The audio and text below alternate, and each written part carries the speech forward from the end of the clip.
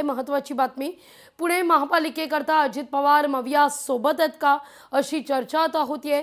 महाविकास आघाडीसोबत जाण्याकरता चाचपणी सुरू झालेली आहे। अजित पवार यांची बंटी पाटलांसमवेत फोनवरून चर्चा झाल्याचं कळतंय। काँग्रेसला सोबत घेण्याकरता फोनवरून चर्चा सुरू आहे।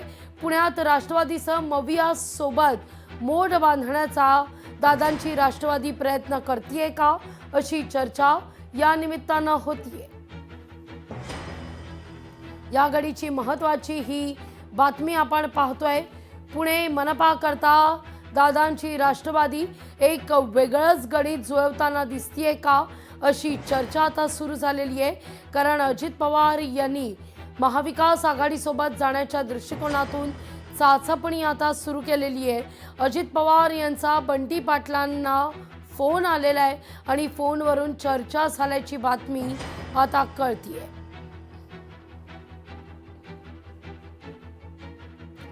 पुणे महापालिकेमध्ये भाजपकडून युतीत लढण्याकरता चाचपणी सुरू आहे।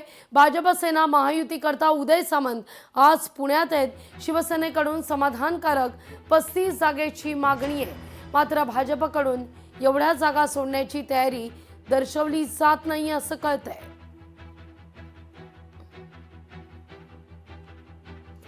पुण्यातील भोर नगर परिषदेवर राष्ट्रवादीची सत्ता आहे।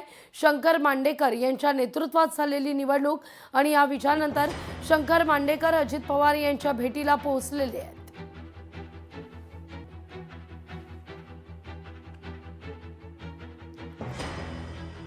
दोन भावांची युती मनोमिलन झालेलं आहे। युतीची घोषणा एकत्रितपणे केली जाईल असं राऊत म्हणतात। मुहूर्त काढला नाही, उद्याही घोषणा करू असं म्हणत राऊतांनी संकेत दिले आहेत।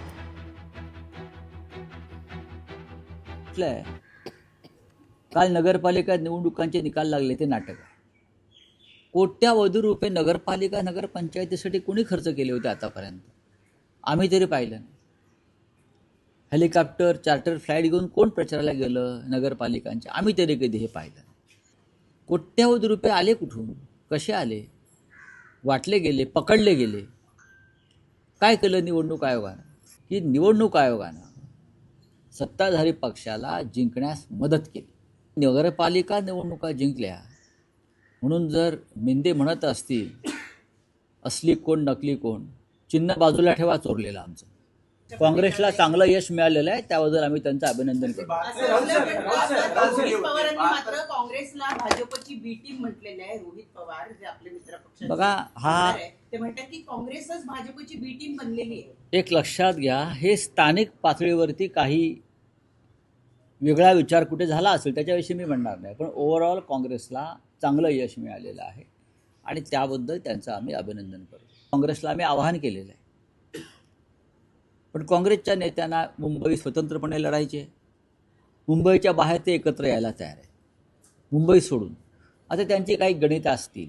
बघा, धुरंधर हे पात्र जे आहे, या पात्राविषयी तुम्हाला कल्पना आहे, हे फुगवलेलं पात्र आणि सुजवलेलं पात्र आहे,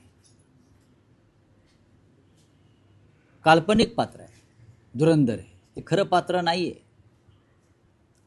त्यातलं खरं पात्र कोणतं असेल तर हेमंत डकैत हे त्यातलं खरं पात्र आहे। आता भारतीय जनता पक्षाला मुंबईची लॅरी करायची असेल, लॅरी, तर ते अशी धुरंधर अत्यंत खोटं पात्र आहे, सुजवलेलं आणि फुगवलेलं पात्र आहे धुरंधर। या देशामध्ये धुरंधर कोण, महाराष्ट्रात धुरंधर कोण हे भाजपा ठरवू शकत नाही, जनता ठरवेल। आणि ज्या बनावट पद्धतीनं कालचे निकाल लावले गेले, जे बिहारमध्ये झालं तेच काल नगरपालिका निवडणुकात झालं, बाकी काय।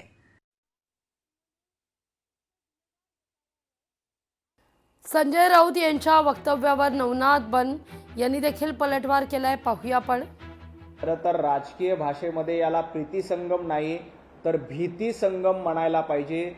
दोन भाऊ घाबरून भीतीपोटी एकत्र येत आहेत, याला संजय राऊतजी प्रीतिसंगम म्हणत नाहीत तर भीतीसंगम म्हणतायत। आणि हा भीतीसंगम आहे हे महाराष्ट्रातल्या जनतेला ठाऊक आहे। आपल्या भावाला स्वतःच्या घराबाहेर काढण्याचं पाप उद्धवजी ठाकरे, संजय राऊत तुम्ही केलं होतं। आणि आता सत्ता जाणार. मुंबई महापालिकेत आपल्या अस्तित्वाची लढाई आहे आणि या लढाईच्या भीतीपोटी, पराभवाच्या भीतीपोटी आपल्या भावाला सोबत घेण्याचा प्रयत्न संजय राऊत आणि उद्धवजी ठाकरे करतायत. लोकशाही मराठी ऐका, पहा, जागरूक रहा.